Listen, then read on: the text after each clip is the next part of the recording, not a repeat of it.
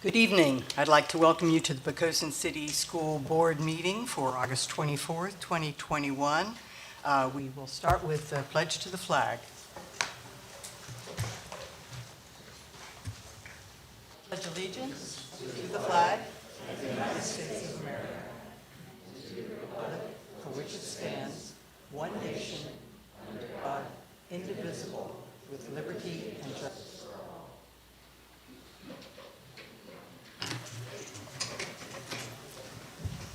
Thank you. Do we have any additions or modifications to the agenda? No, ma'am, we do not. All right. I'd like to start with presentations and reports with an update on our school opening for 2021-22 with Mr. Artie Tillett. All right. Thank you, Madam Chair. I apologize for us being a bit late. We were in a work session and kind of digging through some of this information, and that I'll be sharing with you now. And it's a lot of information, so I apologize for our tardiness. What we're going to talk about tonight primarily is a law that was passed on the 30th of November by the Virginia General Assembly, which the primary focus of this law was to have our students back to school full-time, 5 days a week for the required 180 days or 990 hours. There was also a sentence in the law. That's what that first part says. I won't read it to you, but you can look at the second part was that we are to follow the mitigation strategies set forth by the Center for Disease Control. At the time this law was passed, if you'll look back in March, everybody believed we were heading out of the pandemic. Our board met several times after that, and we were talking really about a lot of good news as we were heading out of the pandemic and more toward a more normal school year this year. And I think that, I don't want to speak for the General Assembly, but I think they believe that as well. And this was good guidance. Things started to change over the next several months with the introduction of the Delta variant, which we're going to be talking a little bit about tonight, and some of the health information surrounding that. So again, our goal has been and will always be to have students in school, in person, learning from highly well-trained educators every day. 180 days for next year's calendar, actually 181 days with a snow day built in, and far exceeding the 990 hours of instructional time. So this is just far from comprehensive, these next few slides, but this is local information, state information, and national information about what's going on with the Delta variant around the United States. The experts are telling us, and this is a slide that was provided from our Commissioner of Health last week, that the Delta variant is more infectious than previous strains, and it's as much as 2 times more contagious. And what you'll notice, and I'll show you in a slide a little later, that over 90% of what medical professionals are seeing now is the Delta variant, as opposed to the alpha, beta, gamma previous variants. The color tells it all. This is just a glimpse of the United States, and I think some of those orange spaces that were in substantial transmission and had not gotten to high have already turned red. This slide is a week old. You'll see that just mentioning what we were dealing with in the winter up through April, May was primarily the other variants, and then you'll see now it's kind of been taken over by Delta. The blue line there on the right you'll see is, like I said, over 90% of the cases that people are being diagnosed with. This is Virginia data again, about a week old. You'll see at 27%, I think that number has grown to 37, 38% over the last 7-day roll of increased cases of symptoms related to COVID. And you'll see that line on the right from June 22nd, how rapidly to August 1st, we've seen the variant take over. This is a slide showing hospitalizations at 43.4 over a 7-day roll, and again, a week-old data. That number's growing. We're seeing increased cases of hospitalization with the Delta variant all around the state. You'll notice the second column there, the eastern region. These are just numbers we've been tracking all through the pandemic. We look at transmission rates calculated over 100,000 and our positivity rates. And a new one is COVID-like symptoms being seen in the emergency departments. You'll notice those numbers are at high levels, level 4, well over 100, and the positivity rate is over 10%, which is kind of the benchmark. This next slide is local data around the community on the peninsula. You'll see all the school divisions. Just a few weeks ago, as we were looking at this data, some of us were in the low and moderate, so very quickly has moved up into the high rates of transmission locally. These are all peninsula data. This slide shows specific to Poquoson. Again, it's a week old, but you'll see those numbers starting to climb. In our talks earlier in the work session, we had discussion about could it possibly get up as high as the January, and of course nobody knows, but we're hopeful not. We are hearing some signs from medical professionals that they're predicting a leveling off sometime soon, and that, our fingers are crossed, and we're hopeful for that.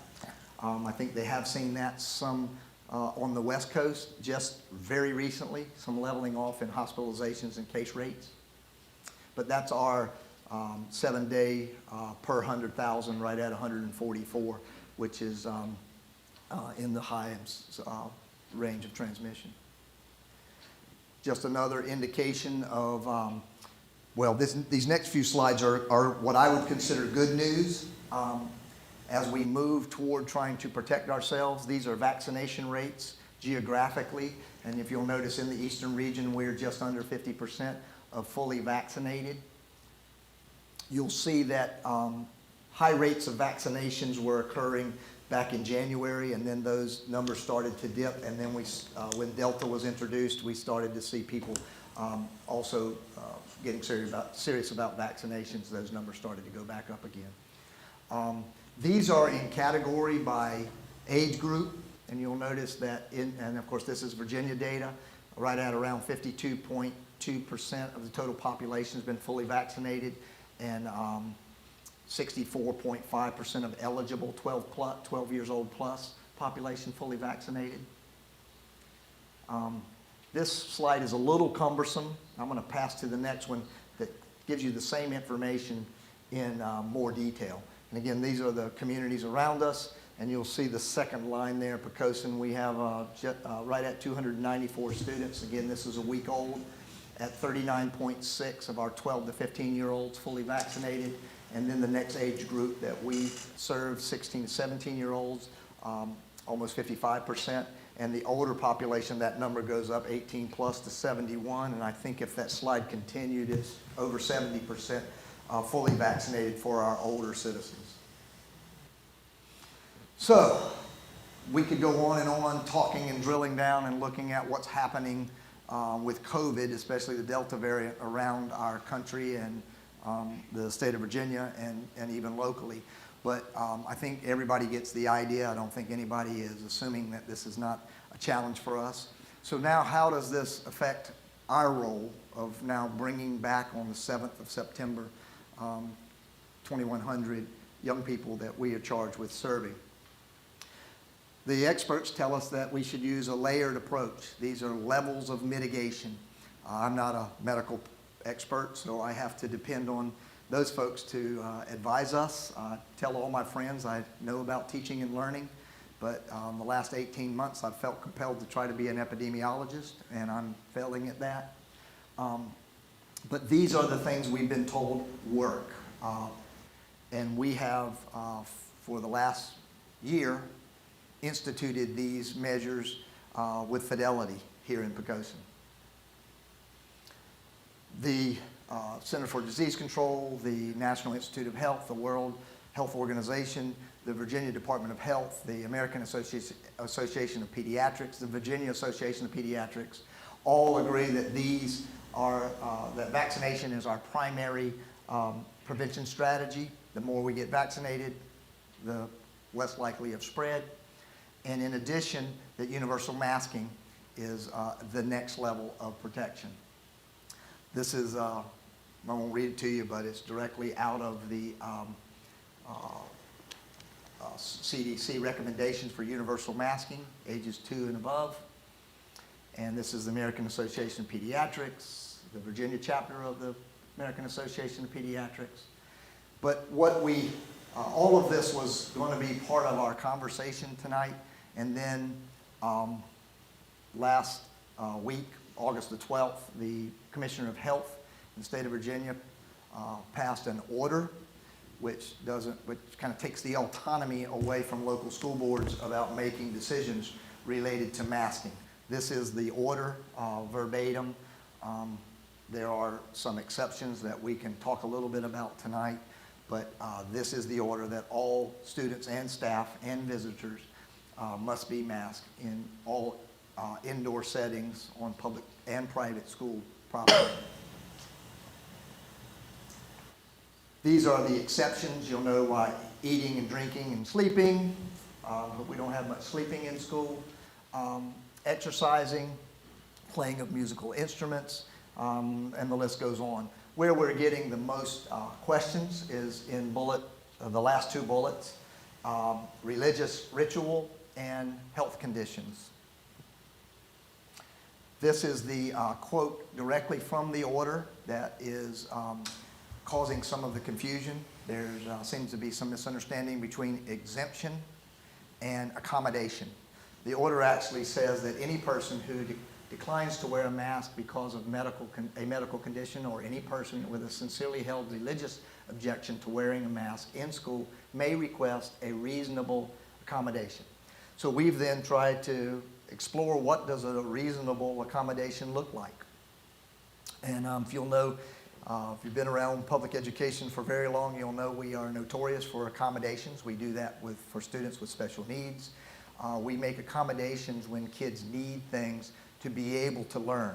And so this is no exception. What would be a reasonable accommodation, but not an exemption to wearing a mask in school? We've gotten several questions about this.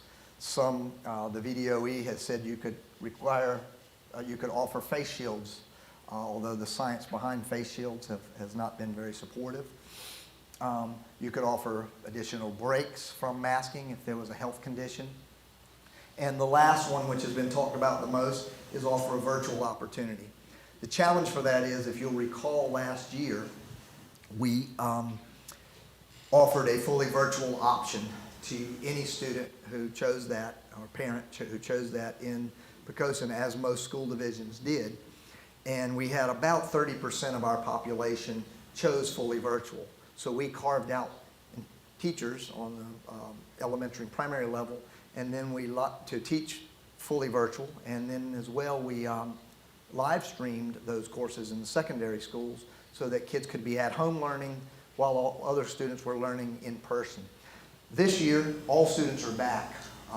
We only had 6 students sign up for a virtual option in Poquoson this year, and we offered that through the Virtual Virginia online program. And that is, if those classes actually started today, the deadline was in July. We have had others who have requested, can we get in now that we have to wear a mask? And we have tried. We have gotten a few more kids in, but it's up to a waiting list in the Virtual Virginia program whether we can get additional students in. We will attempt that if anyone requests. But that is one accommodation that the VDOE is suggesting. We're certainly willing to look at other accommodations where they would be reasonable. The other big challenge is in the work of contact tracing and quarantining. What we found last year is that starting pretty early in the school year, we would have positive cases in our school community. When someone tests positive or is has a indication of positive symptoms, or the doctor issues a COVID test. Sometimes it takes a couple of days to get those tests back. Someone possibly exposed to that individual must quarantine until such time as a negative test is shown or they have fulfilled the 10-day quarantine period. We went through that multiple times last year. Some of you in the room may have gotten the phone call from one of our employees to say, your child may have been exposed to COVID. And then we go through the process, all advised by the Peninsula Health Division in every individual case, who should quarantine. The rules for quarantining have been pretty specific throughout the pandemic. If you're closer than 6 feet for 15 minutes or more, cumulatively, not consecutively, you must quarantine. We have employed that. We had only 64 cases of COVID in our schools throughout the school year last year, which we think is phenomenal. One's too many, but 64 for 2,100 students coming to school is pretty impressive. And I believe, and a lot of our leadership team believes, that it's because of the fidelity of our contact tracing that we were able to achieve that. The rules have changed slightly from the Virginia Department of Health. If you'll notice that second sentence, an exception was created this year. And again, back to the original goal is so that all students can be offered in-person learning every day. They've moved that line from 6 feet to 3 feet, enabling us to invite all of our students back. If you'll recall last year, because of the 6 feet, we were required to toggle to a hybrid schedule so that half of our students would come on A day and the other half on B day. And that was in addition to the 30% of our students being served fully virtually at home by choice. So that was the only way school divisions around the state and the country could accommodate in-person learning in any fashion and still comply with the requirements for social distancing. That rule has been moved to 3 feet, which was good news for us. And we have been in every building in Poquoson and situated our desk at 3 feet apart. And we are confident that we're able to come back to school and meet this benchmark of our students being 3 feet apart. The extreme exception is at lunch, where we'll be feeding large numbers of students and they will be unmasked because you have to take your mask off to eat. We're working through the details of that. We're going to be offering a lot of outside seating, lots of expanded space to spread our kids out as much as possible while eating to, again, mitigate as best possible the spread of COVID in our schools. We work closely, as I've said before, with the Peninsula Health Division. We talk to them daily. Every case we run by them to make sure that we're doing exactly the right thing because we don't want any of our students to get sick. And the person who handles this for us, who leads this, is our Director of Student Services, which will be a brand new employee after tonight. Our board will approve the new Director of Student Services who will assume this role beginning tomorrow.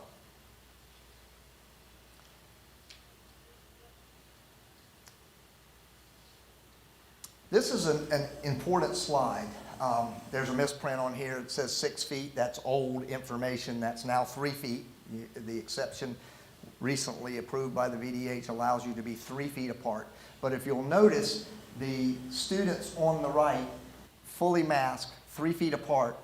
If a student tests positive for COVID, in the rules for quarantining, and this is important information, only the student who is COVID positive will quarantine. All the other students 3 feet apart from that student will come to school the next day, following all of the guidance.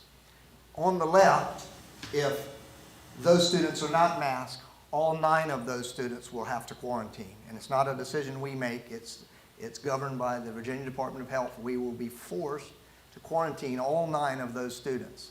Now this is, imagine this is a third grade classroom, so they're in the class all day together. Let's move this to sixth grade, where that student in the middle goes to second period, and then 9 more students quarantine, and then goes to third period, and 9 more students have to quarantine, and gets through all day. And we don't know that the student in the middle is positive until the next morning. We will have had to quarantine 64 students from that one exposure based on VDH requirement for quarantining contact tracing. Those are important features that we have to consider as we learn to mitigate through COVID, even with the 3 feet exception, which again last year was 6 feet. A significant challenge. Not insurmountable, but significant. So then the question is, what do you do when kids are home quarantining? We're still going to teach our students every day. If you'll recall, last year we had to be innovative of how we provided instruction to students who were not in our buildings, either from quarantine or from choice for virtual learning or from the hybrid model where they were with us one day and at home learning the next day. Some of the tools we used was live, especially on the secondary level, was a concept called live streaming, where we bought high-tech cameras and multiple screens, and our teachers tried to teach students at home and in person. Our teachers will tell you that's not optimal. It was a new form of learning. Most of our teachers, if not all, this was novel to them. But they did, I think, a brilliant job of accommodating our students' needs as best possible in a challenging situation. We also were introduced to a new learning management system called Canvas. For some people that's a cuss word, and for others it's been a lifesaver. It's worked very well for some students and some teachers, not so well for others, but we're learning through how to use, again, this brand new tool of delivering instruction, making everything going on in the classroom possible to be replicated at home through this technology. Embedding videos and instructional materials and assignments, engaging transition between turned-in assignments and not turned-in assignments, all through this learning management system. We're going to be opening up more opportunities for kids to have intervention periods outside of the normal instructional time in evenings and perhaps Saturdays. So again, we can address learning loss and kids' needs as we know we're going to face students who have to quarantine unless something miraculous happens and this variant leaves us. So after all of that, we are recommending to our board that we follow these guidelines. All of those were in place last year without exception. All of those were part of our success story, I think, in getting through a challenging time with COVID in our presence. We will be reporting, even though there's been learning loss in Poquoson and around the state and around the country in the last 18 months, our preliminary data that we'll be sharing at the September board meeting shows, in comparison to the state, significantly less learning loss based on our testing data than we saw around us and throughout the state. So that's not perfect news, but that is a glimmer of hope, I think in large part to the enormous effort from our teachers who have done incredible work in a challenging situation. It's also a testament to families who rallied at home and worked on homework and Canvas and all of that while kids were not in school. So a lot of great work. But our recommendation from our leadership team is that we follow those mitigation strategies. And of course, the one that we were here to debate and talk about and kind of work through about the whole mask situation has been taken away from us by the Commissioner of Health with an actual order that we are obligated to comply with. So that's it in a nutshell. I tried to move as quickly as I could because I know that's a lot of information, but questions? I have one. You mentioned, if you go back one, Outdoors, so for recess, will kids be able to have masks on? No requirement for any masking outdoors. That's what I was So our reading. expectation will be, unlike last year, that's a good point, Ms. Helsel, that last year we did, because of the 6 feet of distancing issue, we were unable to allow kids to remove their mask outside. And this year, there's no requirement for masking outside in the order. So we will allow recess, outdoor activities, and we're going to encourage that. That's another valid point. We have a lot of great outdoor space, and while the weather is nice, we need to eat a lot outdoors, and we need to have a lot of outdoor activity and as much instruction going on out there as possible. I think the other thing I do want to point out is I know right now that our hands are tied because of the Commissioner of Health stating that about masks, but even when that goes away from a school bus perspective, because it's federal, kids are still going to have to wear masks in schools. I think parents just, their hands are tied on that one too. Very good point. That is a federal requirement by the Transportation Authority, and that has been in place for some time, even when the order expires in Virginia, and we're hopeful that happens soon. We don't know when that transportation order will expire. So, to jump on the recess thing, are they gonna have equipment to play with this year? Oh, yeah. Okay. Yeah. I thought last year they weren't allowed to do that. Well, there was a lot of, if you remember last year, we were operating on, I think, behind science, that the disease could possibly be transmitted by inanimate objects. So a lot of the extraordinary cleaning we were doing, which we're going to continue to do, filtered over to, is it safe to have balls being used by multiple kids? I think the science has evolved. Everything I'm reading is that there's really no indication that the disease is being spread by the use of equipment. We are going to continue to do our cleaning just as an extra precaution. As well, we'll continue with our health checks in the morning, temp check. We're going to do everything possible, because we've already bought all of that technology and we're going to continue to use it to make sure we're doing everything possible to make it safe for our kids. But very good question. I had a question about quarantining and live streaming. Is that something that we could do? I mean, is that something we're really set up to do? I know it's We tough. can. It's, as I said before, if you were to ask our teachers, they will all tell you it's not optimal. Oh, yeah. It's not our best instruction. Our best instruction is when our kids are in our classrooms and are engaged in learning collaboratively. But it is a possibility. We do have the tools and technology, and our teachers, especially on the secondary level, have had a stab at it in delivering instruction through live streaming last year. So yes, it's available. We're going to be looking at independent cases. For example, let's say a 7th grade classroom, 2 students are quarantined.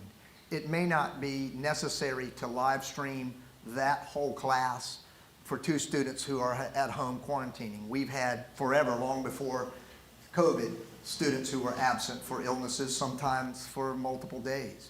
But if that is a large number in the classroom, half the class or the whole class, it may make sense to deliver that class through live streaming. As well, we're going to make every lesson, every day, in every classroom available on Canvas. So if a student is at home sick, for whatever reason, they'll be able to access the curriculum. And that is not a novel thing from COVID. It was forced on a lot of school divisions by COVID, but as you know, I come from a school division that's been a one-to-one division where students have been learning using that technology for 8 or 9 years. And so that is not new. Canvas has been a delivery system, for example, a learning management system used to deliver that kind of instruction, even in normal time. So those are good tools, and we're going to get much better at using them. But good question. I just wanted to make one comment. We're going to welcome public comment, but that's going to be in the next section. So if you hold your question for that, each of you will have an opportunity to. Any other questions from the board? Thank you.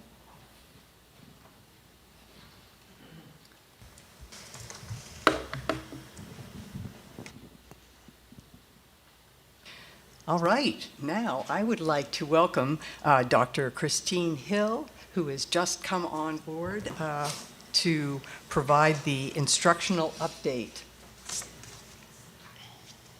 Thank you, Madam Chairperson. The purpose of my presentation this evening is just to bring you a brief instructional update. These will be more involved as the school year goes, but for now, we are offering an open house this year, and because of the current situation, we have two options that we're offering our families, both in person and virtual.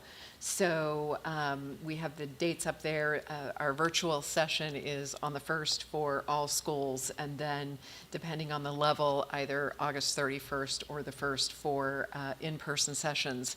And we've deviated this year a little bit from previous schedules. We have also previously had a back-to-school night later in September, and so to honor everyone's schedules, we'll be combining those events, and so this will be an opportunity for students to meet their teachers, tour the school building for certain grade levels, practicing the combination with their locker, ask questions, etc. This year we have a new reading strategy that we'll be implementing. Our teachers, K through 5, have been trained in a program that's called LETTERS, and that stands for Language Essentials for Teachers of Reading and Spelling, and they were trained in strategies to utilize as interventions with students. And so at our K-3 level, there's a 30-minute intervention period built into the students' schedules for students that need interventions in reading and in mathematics. So that's a program that we'll be incorporating throughout this school year with training, professional development for teachers, et cetera. On our website, and I'll show you a screenshot here in a moment, we are adding a new section so that we have one-stop shopping for all things curriculum. And so it'll be a place for frequently asked questions as they arise from staff. We'll add those to the list.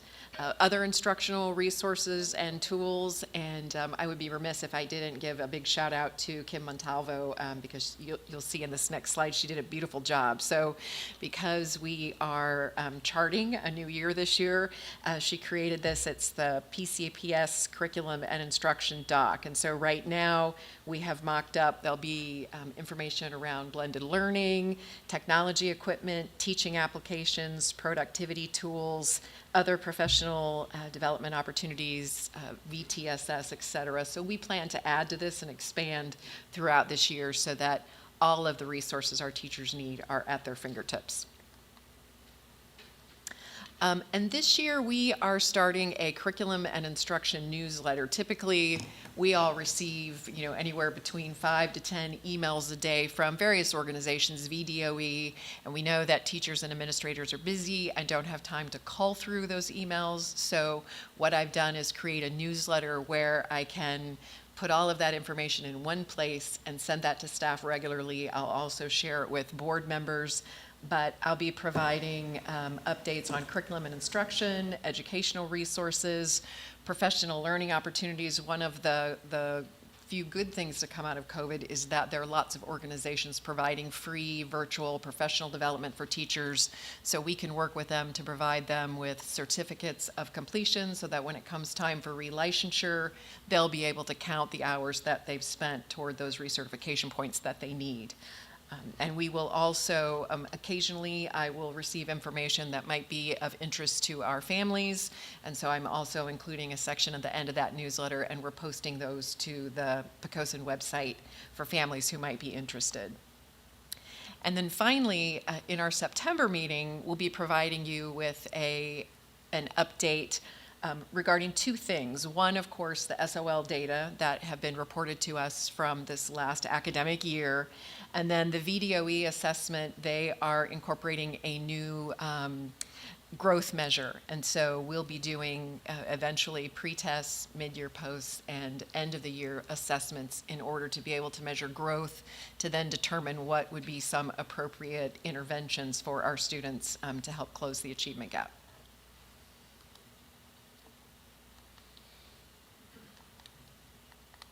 Okay, thank you.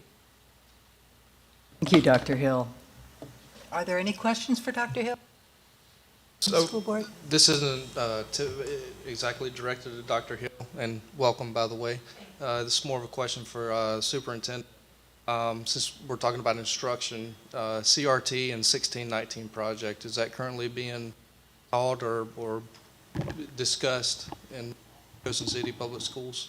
No, it's not on our agenda. It's not part of the standard course of study.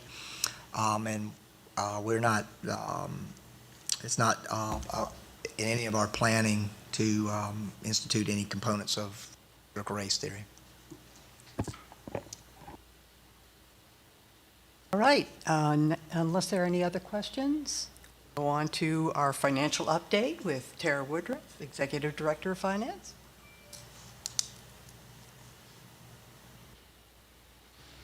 Good evening, Chair Sheeler and members of the school board. Tonight I want to share with you the elementary and secondary school emergency relief, or what we call ESSER 3 funding plan. You might recall that we mentioned that we were receiving this before. This is the third round of funding received under the American Rescue Plan, or ARP Act. The purpose of this funding is to help safely reopen and sustain the safe operation of schools and address the impacts of COVID-19 by addressing students' academic, social, emotional, and mental health needs. As required in the ARP Act, divisions must develop a plan to include information on prevention and mitigation strategies, opportunity for public comment, supports for learning loss, and supports for students' social, emotional, and mental health needs. The ESSER 3 plan will be online for review. PCPS was awarded just over $464,000 and was based on our relative share of the Title I Part A federal fiscal year 2020 funds. We are required to use 20% of this funding for learning loss, which equates to about $93,000. The application for this funding is due September 1st, and it's a 3-year grant, which must be spent by September 30th, 2024. So we have a little bit of time to spend it. So how we're going to plan to use the funds to address learning loss are the first 3 items on there. We plan to use this funding for an enhanced summer school academy over the next 2 summers, which would be similar to what we offered this past summer, to provide additional remediation for students. For additional academic support throughout the year, Mr. Tillett mentioned this, after school Saturday intervention sessions are planned. Professional learning and coaching for staff, which will also help them address the learning loss. Other uses for this funding will include purchasing HEPA air filters for all the classrooms. And in order to meet social distancing requirements, we need 1 more teacher at the primary school and 1 teacher at the elementary school. We have also planned to have a long-term substitute in each of the buildings for this school year. We did that last year and that worked well. And the remainder will be for cleaning supplies such as disinfectant supplies and wipes. And that concludes my report. Does the board have any questions? Ms. Woodruff. And our next update, exciting update from Mr. Steve Pappas, Executive Director of Operations.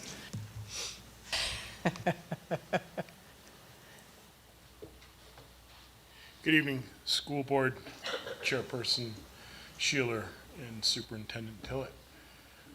So, I'm sure everybody who's driven around town knows the most important thing going on today is what's happening with our football field and our team rooms. So, on the left is the home. We're still in the final stretches. That was taken just before this meeting today, and I put it in this presentation. That's our home team room, be used for athletics. It's on the home side of our field. There's a bathroom in the back that everyone will be able to use, state of the art, obviously, and we just have to finish up and we'll be ready to go. On the right-hand side, that somehow, between when I posted it and now, if you would all just turn your heads 90 degrees to the right, that is the away team. We don't want them to be comfortable, so they have to stand. Here's the new turf. This was taken today. You can see 2/3. If I put the third pano, shield in. You just wouldn't, it wouldn't make much sense. But this is where the field is today. And what's really interesting is that all the hash marks and the numbers, as well as any arcs, have to literally be glued in place. So while everything else is like a broadloom, arcs, numbers, hash marks, etc., they trim this. They come in here with snippers, and then those are hot glued in place, and that's where we are today. And on the right, to help save money, we reclaimed all of the little black pellets that get swept into the grass. Right now, this is just grass, and it lays down just like Easter bunny grass. But as soon as we sweep the pellets in, it adds 6 pounds of weight per square foot. And you can see there's a ton of bags there. Those bags are like chest height on me. There's a lot of black pellets in there. That saved this community a lot of money reusing those. So then we'll move on to the middle school renovation. This is, I think, the 5th such presentation. What you see here is the auditoria, a 2-week progress. On the left, you can see where they've got the one wall that's tall, and then on the right, you see that wall has now been completed. And there's an opening where those two gentlemen are standing. You see it there just to the right. This is the HVAC at the east wing. First, you have to put the curbs in. Those are the things that always leak in a roof. You put them in. And then they fly in the HVAC units, and there you see them flying them in with a crane. Here is the west end, 3 days apart. In come the devices, and then 3 days later, they're sitting on the roof. Here's the auditorium lobby walls, full height, and today, that picture of that roof scaffolding was in place today, so that's really progressing nicely. This is just showing you the new admin building, so you go, well, where is that? Well, the admin building is that portion that formerly was the library. It's between the west wing, which is the wing closest to our downtown, and the east wing, which is that area closest to Back River. So here they have the vapor barrier put down, and then they put the concrete down, and they're smoothing it all out. Next picture is that same space, but now the walls are going up. And if you drive by Poquoson Avenue, which I did again just before I got here, this picture on the left is what you see from Poquoson Avenue. The other side is from the inside of the job, looking towards Poquoson Avenue. So, you know, it's a big project. And like any project, there are costs. So one of the things that happens is change orders. And there are 3 things that cause change orders. Hidden circumstances, just things that we didn't know the extent of. How much asbestos? And believe me, we had the corner on asbestos. Underground soil bearing issues. I'll talk about that in a minute. Authorities having jurisdiction. In the trades, we call them AHJs. So the water company, fire departments, in our case, our fire department has been great. They haven't caused us to have any change orders, but water companies have, and Dominion Power has, and folks like that. And then owner-initiated changes, and the board who came on the tour saw that when we abated in the west wing, which used to be called the old building, the west wing, when they abated that room, they actually had no choice but to sever the chicken wire that was holding up the lath and plaster.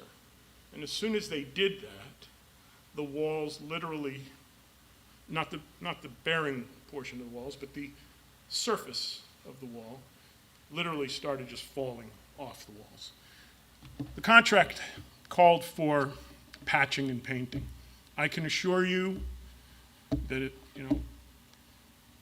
there was no amount of patching or painting that could have hidden this blemish. So we decided, as the owners, that we needed to fur out those walls. We used skinny metal studs, and then we put sheetrock over them. That was a cost that we really didn't expect to have, but it was the right thing to do.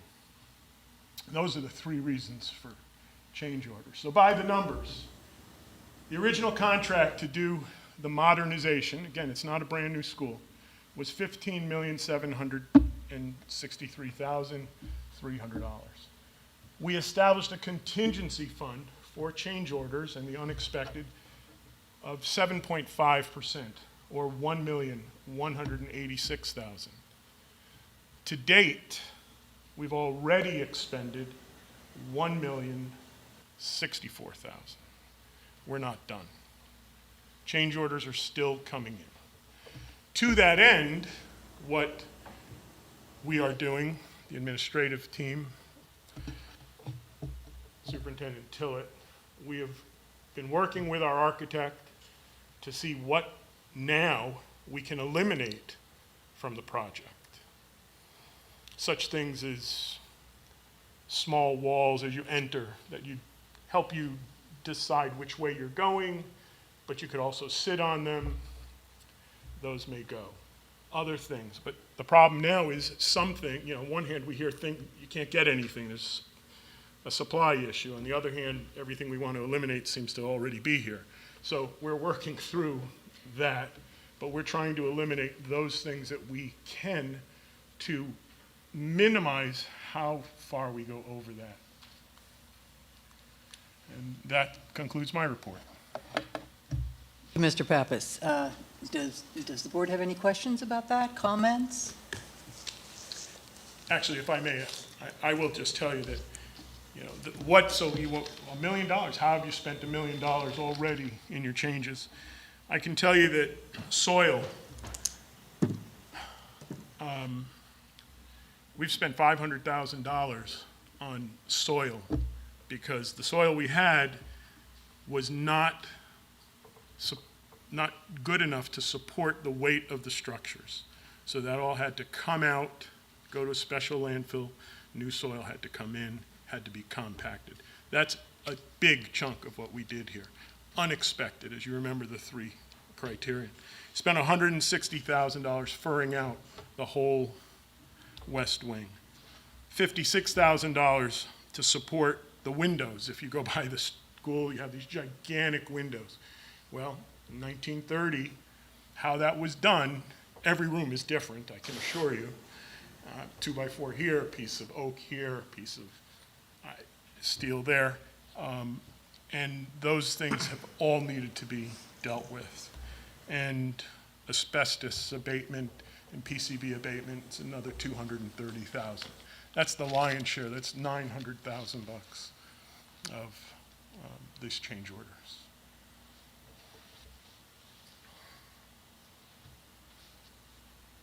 Thank you, Mr. Pappas. All right.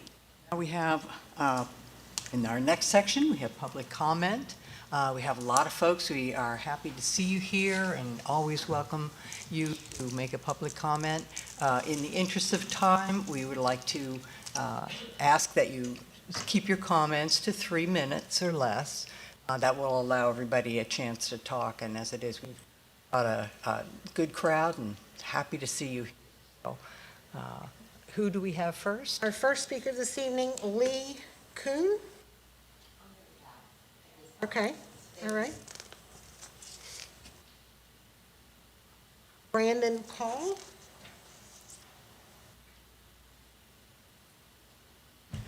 Good evening, everybody. Thank y'all for letting me get up here. Real quick, I want to get some feedback on the mic. What I'd really like to say is, as we look at the numbers on what's happening with COVID, we're real clear on what's happening. According to the CDC, back in 2020, roughly 330 kids died of the coronavirus in 2020, and that is absolutely devastating. That's not something to joke about, and absolutely masks should be mandatory because of that. But that's not what I'm here to talk about tonight. That's not my biggest concern. Realistically, what my concern is what we're doing this year. If that number were doubled, it'd be 600 kids. If it were 10 times that, 6,000, 20 times.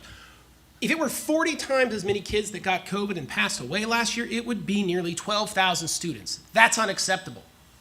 What's really unacceptable, though, is according to the Department of Education, 15,000 kids were molested in public schools in 2020. So what are we doing about the predatory teachers and kid diddlers in the school? Now, I know you guys are doing a really good job at teaching them classes and telling them not to touch kids. Awesome, keep that up. But since we lost 330 kids last year, and we can all assume that that's too many kids, what are we doing about 15,000?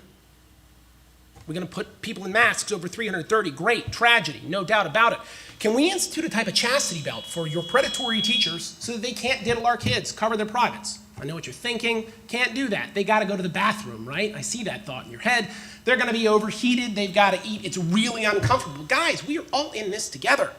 We have got to make sacrifices for the best thing that can happen to these kids in the future. We have to. It's 15,000 kids, people. My gosh, I looked at the numbers over the past 10 years about shootings in schools. Now, depending on where you cut that number, depending on if you like gang-related stuff, off-campus stuff, and kids under 18, of which there are 72 million in the country. We lost 330 of 72 million. Over the past decade, it's around 12,000 kids, that same 40-time number, that were shot. Can we institute flak and Kevlar in schools? Every kid gets a flak jacket, sappy plate front, sappy plate back, side sappies. They're heavy. Don't laugh, Christy. I've warned them. A Kevlar is an 8-pound piece of helmet, but if it saves 10,000 lives, guys, what are we doing? It's not even that much money. We just saw how much money we're throwing out. I can get you flak and Kevlar at G.I. Joe's a lot cheaper than that. Hey, my son Cannon, he's 6 years old. He's incredibly clumsy. Jeremy, how clumsy was I in high school? You played basketball with me and jumped. Pretty clumsy, right? Kid's worse than me. Falls down the stairs. It's terrible. Why can't we put these kids in like helmets and stuff? Motorcycle helmets. Stop the kids from falling down. That's my point. Like if any of this seems ridiculous to you, you're right. We're treating 330 kids like that's the mainstay of the country, and we're reorganizing their education. We are changing their development over numbers that shift all the time. Magically, 3 feet is the number now, not 6 feet. I don't think coronavirus changed. And look, I know most of you are on the same side of this as me, right? We want to take reasonable effort to stop this, but we're beyond reasonable now. When do we push back? You guys are on this panel to push back. We need you to push back. We know what funding looks like. If you're not going to push back, then I'm going to have to run it, and I really don't want to do that because I am not cool enough to get up there and do what you guys do. Artie, I have heard awesome things about you from Doug Steins down in KDH. He loved what you did, man. We were so stoked when you got here, but please, let us know what we can push back to the nonsense the government's pushing down so we can teach the kids and keep them safe. Thank you, sir. Thank y'all. I appreciate your comment.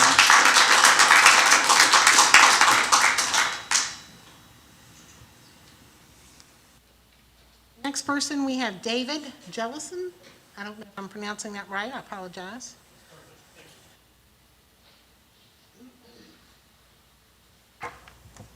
Good evening. My name is David Jellison. My son Elijah is 5 years old and about to start kindergarten at the Poquoson Primary School. Recently, the State Health Commissioner mandated masks be worn by all K through 12 students. That mandate is unconstitutional, and I'm here to urge you to push back on it by whatever means available. It is unconstitutional as explained in the email that we sent out last Monday. Both UNICEF and the WHO co-published documents rejecting masks for children 12 and under, and the EU and UK CDCs have also rejected mask mandates for children. According to the CDC data, the flu is 3 times more deadly to children than COVID. But we have never shut down schools and we've never taken away parents' rights because of the flu. The University of Waterloo has published a peer-reviewed study that shows that commonly worn mask, the cloth mask that is commonly worn, is only 10% effective. The paper mask that everybody wears is only 12% effective. And the best N95 masks are only 50% effective when it comes to exhalation filtration efficiency. The study also shows that simply using HEPA filtration systems create the equivalency of everyone in the classroom wearing an N95 mask. So I encourage the board to look into procuring HEPA filters. We called the assistant principal today to ask about mask mandate exemption forms, as our son has an IEP due to his speech disability. He has gone through speech therapy twice a week for almost 2 weeks now, for almost 2 years now. He has worked so hard to be where he is today, but he still has a long way to go. It is difficult to understand him when he's wearing a mask, and even more importantly, he can't understand his teachers if they are masked. His speech therapist at Poquoson Elementary School, or primary school, has taught him to look at people's mouths to better understand what they are saying and how to mimic the sounds. The vice principal told us that even though he has an IEP and is enrolled as an EFMP member, that he would have to observe, or they would have to observe him for 4 to 6 weeks with a mask on to verify that it was detrimental to his learning. This is unconstitutional and it goes against the American with Disabilities Act. This negligent policy will cause emotional and mental harm to my son. In the worst days, he would physically hit himself because he was so upset that he couldn't understand those around him, and he couldn't understand us. I'm terrified that your unconstitutional policy will bring him back to such a dark place where he literally beat himself up over it. This mandate is irresponsible. Some parents will disagree with me, and they will want to mask their children. That's their choice. I'm asking for the same freedom to choose what's best for my son, and for you to show you care more about my child than you do about this ridiculous restrictions. Thank you. Thank you for your Thank you, time. Mr. Jellison.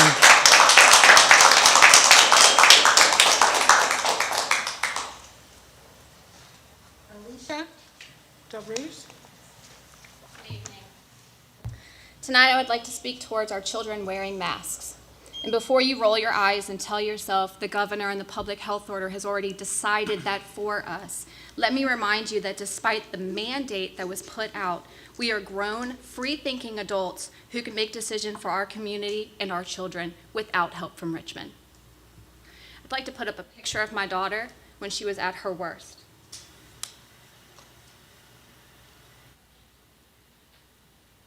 My daughter suffers from severe eczema and speech deficits. Although she is on a very good medicine, and by looking at her currently, you would not immediately know, she suffers from dry, itchy skin year-round that flares when adequate airflow and moisture is not available. Throughout last year, she would come home, take her mask off, and her face underneath would be red, inflamed, and require multiple steroid creams over several days to remove the rash. The next week, we would deal with the same thing over and over. In reference to the speech deficits, we found out during her kindergarten year that she has hearing loss, and that has attributed to her poor speech. She is working very hard with school employees as well as an outside speech therapist and has improved greatly. But her teachers tell her to watch how a sound is made. Watch the structure of the mouth as a word is said in order to replicate that sound. How is she to do that when the faces are covered? How are the teachers supposed to be able to correct her when needed when they cannot see her mouth and how she said the sound? On the alternative, her teacher cannot easily understand her while wearing a mask, as her speech is not only behind, but is now also muffled, causing frustration for all parties. I ask you, why should my child be subjected to this on a daily basis in order to gain her education? Why should she be physically uncomfortable or feel, and at times be, unheard due to a muzzle on her face? I'm requesting of this board, if you are not inclined to tell Richmond to stop dictating the decisions of our parents, to put in place simple exemptions, not accommodations, exemptions to the mask rule that the parents can sign off on without any further question. These exemptions would be religious, health, when communication is inhibited, or when the child has trouble breathing or cannot readily remove the mask without assistance. I understand that some of these are in there, but as the prior gentleman just said, that's requiring proof by the school to accommodate that exemption.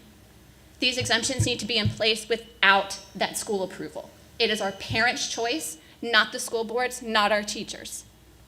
I request these be put in place as a form of parent choice that so many in this city wanted, but was taken away by Richmond and the overreach that it has extended us. Thank you.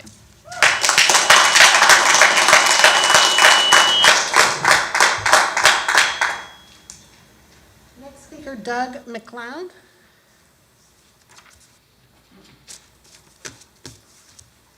Good evening. So tonight we've talked a lot about the tyranny being opposed that's coming from Richmond. One thing that's interesting about this country is anytime there's some imposition of progressive politics, it always seems to come as an edict. It doesn't seem to come through democracy, but this whole year we've been lectured to about the importance of our democracy, and yet another edict has been issued, and that's that young women in our school will be subjected, potentially, to biological males both in their sports teams, in their locker rooms, and in their bathrooms. Well, next year I'm gonna have 2 kids in the school system. In a couple years, I'm gonna have 4, one of which is a female. And I don't really like the idea of this lack of democracy, I guess I should say. So, as we said, part of this job of the school board is to push back against these unpopular, unconstitutional edicts, and I think we need you to do that here too. Thank you.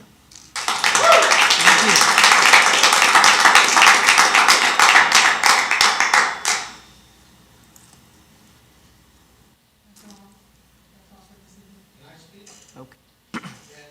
Other speaker?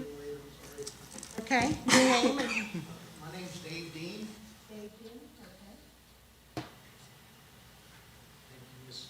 Chair and school board and Superintendent Tillett. My name's Dave Dean. This month represents 20 years. I brought my family 20 years ago this month to Poquoson. It's because of the schools. I just want to thank you. We love Poquoson schools. They're awesome. I wanted to share one thing. Before we came here, I used to live in Portsmouth with my family. I've got 4 kids. And I come home, my wife and I both work 2 jobs, and with 4 kids, we're exhausted. And so I learned how to manipulate. My daughter, I could bark like a dog, and she would run wherever she was in the house. She would come back to me. And it wasn't a big dog, it was just a Chihuahua. I'd go, "Ruff, ruff," and then she would run back. And I learned to manipulate her, to get her to come back by using fear. There's no dog in the house, nothing that could have bite her, but as soon as she'd hear that sound, I didn't even know where she was, she would run back to me. And then what I've seen here tonight, and that was terrible what I did. I was tired, I was lazy, I was a bad dad. But what I've seen here tonight with Superintendent Tillett, the numbers that he's showing don't even apply to the children. It's like we're barking these numbers out. We want to know, how does it affect our children and our grandchildren? The 330 deaths is tragic, but that number is nationwide. And the flu killed 3 times that many. And we didn't close our schools, we didn't put masks on our kids over the flu, and we shouldn't be doing it for this, because it just doesn't affect them. I just want to close and say a quote by Oscar Wilde. He said, "Children begin by loving their parents. As they grow older, they judge them. Sometimes they forgive them." I'm afraid if we don't do something to protect our kids, we have no idea what these masks are going to do to them. They create fear. Our kids, we're raising a generation that's going to be fearful of a disease, of anything they breathe. It's like a barking dog. So I just ask that our kids please act, help us. This is Poquoson, Bull Island. We're the people that stand. I'm asking you to stand. We're here to stand with you. We want to fight this. We have a governor who doesn't care about children.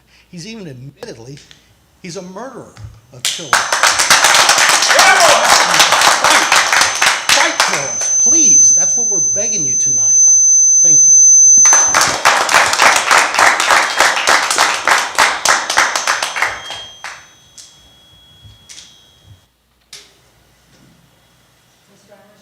Other speakers this evening? All right.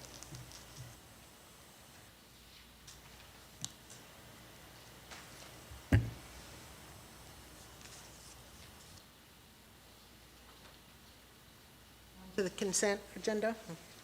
Oh, I'm sorry, I thought you said yes, we did. No, We I'm had- sorry. No, we do not. My mistake. Yes, okay. Ms. Telsel, we'll read the consent agenda now. Thank you.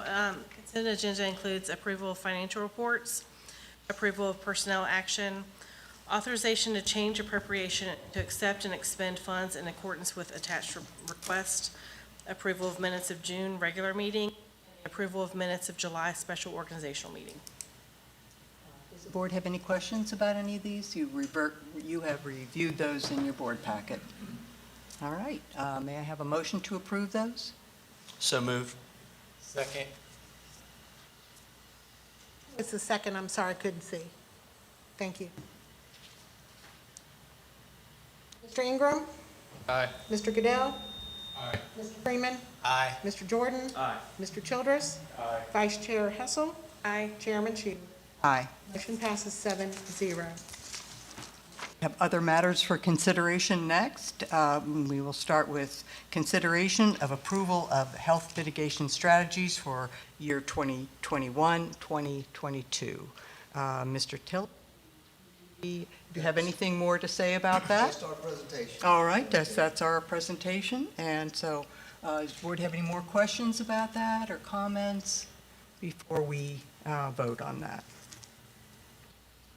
If not, may I have a motion to approve the consideration of approval of health mitigation strategies?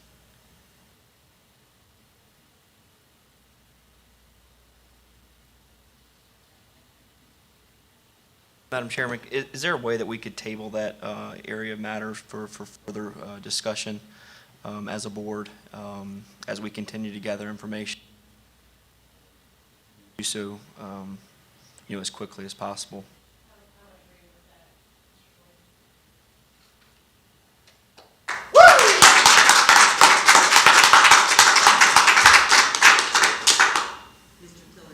Can we start the new year? It's a question for Mr. King. Can we start the new year without a strategy in place? We're going to need some guidance on, the school starts in 2 weeks, so we're going to need to have made a decision about mitigation in 2 weeks. So that's- You're suggesting a different meeting, Yes, another meeting? yes, if we could. Okay. All right. So we have then a consideration of approval of appointment of deputy clerk of the board. And do we have anything to say about that? Are we go? Everybody's read the board packet. Do I have a motion to approve? So moved. And a second? Second. Thank you. Ms. Reimers? Mr. Ingram? Aye. Mr. Goodell? Aye. Mr. Freeman? Mr. Jordan? Aye. Mr. Childress? Aye. Aye. Chairman Sheeler? Aye. Motion passes for Dr. Hill to be the deputy clerk of the board, 7-0. All right, our next consideration is of approval of the second reading of changes to our policy manual. Do we have any discussion about that or comments? And if not, may I have a motion to approve the consideration of approval of the second reading of changes to our policy? So moved. Do I have a second? Second. Okay, thank you. Ms. Helsel? Mr. Ingram? Aye. Mr. Goodell? Aye. Mr. Freeman? Mr. Jordan? Aye. Mr. Childress? Aye. Vice Chair Hessel? Chairman Sheeler? Aye. Motion passed 7-0. Our next item is consideration of approval of the authorized signature in absence of the division superintendent. And do we have any comments or questions about that particular approval? All right, then, do I have a motion to approve that? So moved. And a second? All right, Ms. Helsel? Mr. Ms. Ingram? Reimers? Oh, I'm Aye. sorry. Mr. Goodell? Aye. Mr. Freeman? Aye. Mr. Jordan? Aye. Mr. Childress? Aye. Vice Chair Hessel? Aye. Chairman Sheeler? Aye. Motion passes 7-0. And our last matter for Before we consideration? move on to that next item, can we Sure. go back to A for a second? And this is a procedure thing, and I don't know Going back to what? I'm sorry. A on the A. agenda. Okay? Do we have to vote to table that, or we just table, I mean, because we just kind of glanced over that and said, you know, there was a suggestion to table it, but then nothing was decided. I mean, no procedurally, or, I mean, what do we need to do procedurally to table it? I guess is what I'm asking. Oh, we had a motion to table it, and Ms. Elsel agreed with that, so I took that as Okay, but there was no vote. but we didn't vote. All right, shall we do that then? Okay. I'd like to have a vote for consideration to table the health mitigations for 21, 22 to a different time and date before school starting. Mr. Ingram, Aye. Mr. Goodell, Aye. Mr. Freeman, No. Mr. Jordan, Aye. Mr. Childress, Aye. Vice Chair Hessel, Aye. Chairman Sheeler. Aye. Motion passes 6-1.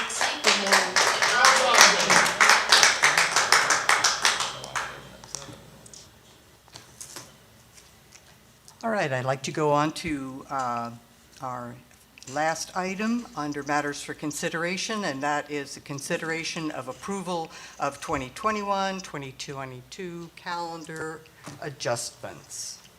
Any comment on that? No, it's pretty self-explanatory in the reading file. What we did was we repurposed those 11 days, half-days built in the calendar for professional development and collaborative work from our teachers. You heard loud and clear from our instructional staff last year the need for those days. And so we moved some days around so they coordinated better with the calendar for our work, like close to end of quarters, for example, as teachers could work together collaboratively. So as you heard loud and clear from our staff, these are very important times within the instructional year for our staff to stay honed. And so we didn't add any days or delete any days from the previously approved calendar. We just repurposed them and moved them around in the calendar as indicated on the draft. Great, thank you, Mr. Tillett. Are there any other comments or questions about that? All right. Do I have a motion to approve that? So moved. A second, please. Second. All right. Ms. Reimers. Mr. Ingram, Aye. Mr. Goodell, Aye. Mr. Freeman, Mr. Jordan, Aye. Mr. Childress, Aye. Vice Chair Hessel, Aye. Chairman Sheeler. Aye. Motion passes 7-0. Our next section is communications and other matters by the school board or the superintendent. Mr. Tillett, do you have anything further Nothing further. to add? All right. And so we will start with Mr. Ingram. Thank you. Yeah, I'd just like to thank the Kiwanis Club for welcoming 25 new teachers this morning at Tabernacle United Methodist Church, and also want to thank the church for sponsoring that and allowing that function to happen. Also want to thank all the parents that came out to pour their heart out for, to be the voice for their students. It means a lot. And very much. Thank you, Mr. Ingram. Mr. Goodale, or Dr. Goodale? No comment really, just new to the board, first meeting. Again, I thank the parents and public commenters for coming out and sharing their views. Those are very helpful. And I just look forward to serving the board. Thanks. Thank you, Mr. Goodale. Mr. Freeman? I'd just like to thank everyone that came out to speak tonight. Your input's important, and so thanks for coming out. That's all I have. All right. Mr. Jordan? Just wanted to welcome some of our new teachers to the school system, and we have some new instructional staff and at the school board office, and welcome to all those folks as well. And having 2 young kids in the school system, I want what each of us wants is a safe environment of learning for our students and staff, and looking forward to the upcoming school year. And there's going to be some challenges. There's probably going to be some give and take that has to take place with every member in our community to get through this school year. But I'm looking forward to a successful school year, and I think we'll make the most of it as in Poquoson City Schools. So I was really pleased with some of the efforts that we did last year, being ahead of the curve in most instances by sending our elementary school kids to school and giving them a chance to be in school. from the start, when every other, to my knowledge, public school around the area, elected to go the virtual route. So, these are very difficult decisions that impact folks in our community. It's a community that I've grown up in, and a former student here myself. This position comes with a lot of responsibility, and just know that we don't take this position for granted in this role. It's a very thankless job at times, because very rarely do I ever get an email. Actually, I've never got an email saying how great of a job we're doing. So, but that's okay. That's what comes with the territory. So, but I'm excited about this year and our students and staff being in school 5 days a week, and excited about our athletic program starting, football starting on time, albeit our high school team isn't actually playing this coming Friday due to a COVID issue impacting Southampton, but I'm looking forward to seeing them on the football field here soon. So, and best of luck. Thanks. Thanks, Mr. Jordan. Mr. Childress? I've been on the board for about 2 months now, just got here, and I've noticed from the community, from the teachers, from the board members here, everybody is very passionate about the kids' education, especially you guys who came out here and you guys who have sent emails, and it really does make me excited to see how passionate everybody here on the board already is, the teachers that have sent us. So I look forward to trying to help you guys out and make sure that we have a good school system this year. Thank you. Ms. Hassel? So welcome to all of our new teachers and staff. Dr. Hill, glad you're joining us. Look forward to getting to know you. CJ, I know you professionally, but I'm looking forward to working with both of you on the board. I want to echo a lot of what Mr. Jordan said. A lot of hard decisions lately. I really stand behind what we did last year. Appreciate every one of you that came out tonight and spoke. All the text messages, emails, Facebook messages, calls, that's how we're here. And a lot of times it is thankless, but I'm in the same boat. I've got 2 kids in the school system, and it matters. And it's definitely an important decision, lots of important decisions that we're making, not only on mask versus no masks and mitigation strategies, but a lot of other decisions that are going to be coming down the pipeline. And we definitely want to know what our community thinks. You're important, you're why we are here. Excited about sports that are happening, super excited about the new field. Can't wait to get the rest of the bull off my personal yard. So thanks for that, Mr. Pappas. And I know about those black pellets because they are still all over the place. So if anybody in the community wants any more bull from the old field, come on out to my house and get it. But other than that, I'm looking forward to a great year. Thank you, Ms. Helsel.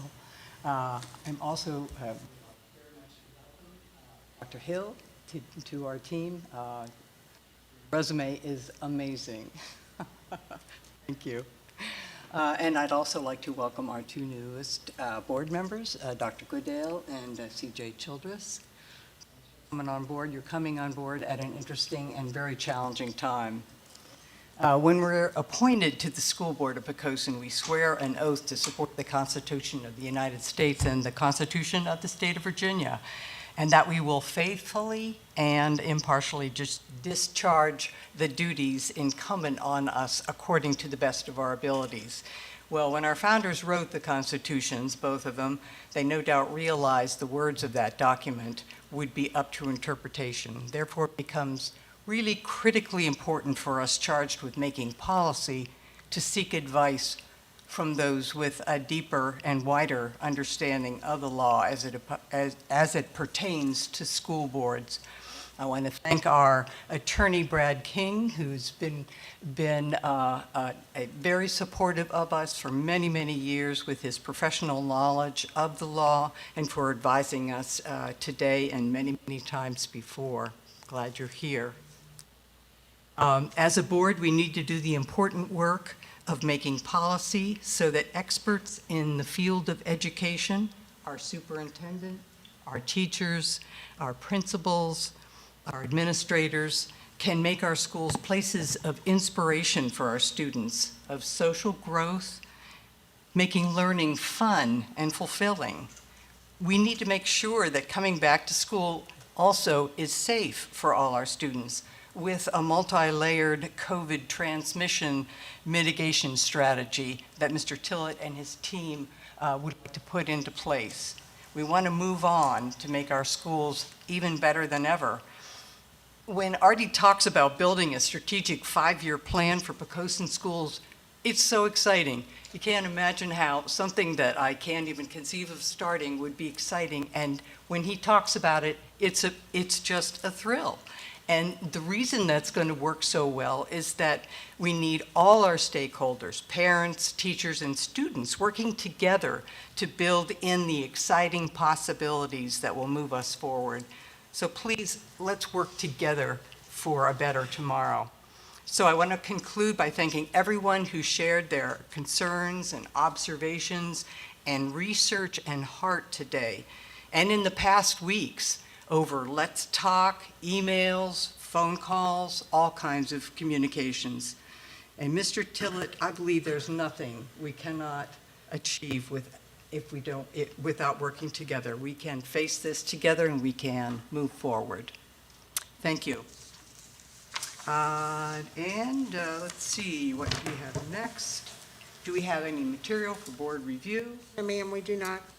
Right, then this meeting is adjourned. Before we adjourn, the health mitigation strategy, is that going to be a closed door proceeding amongst the board, or is that something where parents can come back and hear how the vote turned out? I can answer that. We don't make any policy decisions in private. Those are all done in public.